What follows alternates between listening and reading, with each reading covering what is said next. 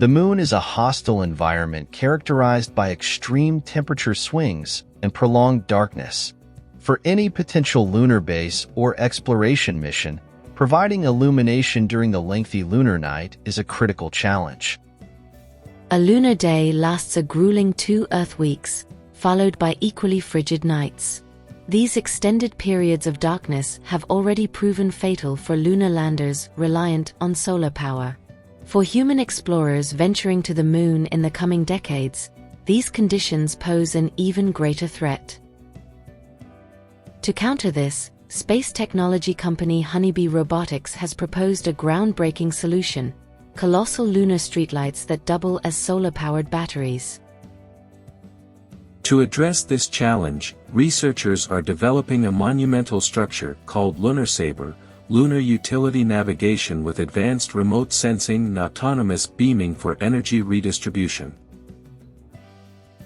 This towering behemoth, destined to surpass the height of the Statue of Liberty, will function as both a solar power collector and a light source.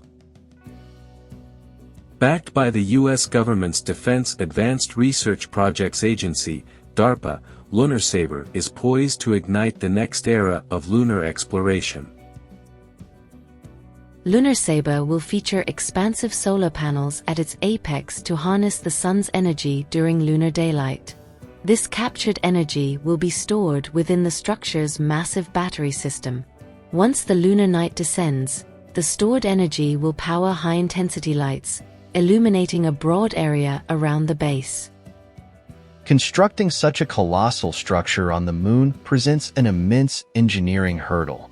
Factors including lunar gravity, material transportation, and the harsh environment demand meticulous consideration.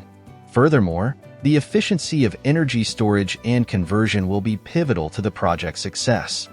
While the concept might appear futuristic, the potential advantages of lunar streetlights are undeniable.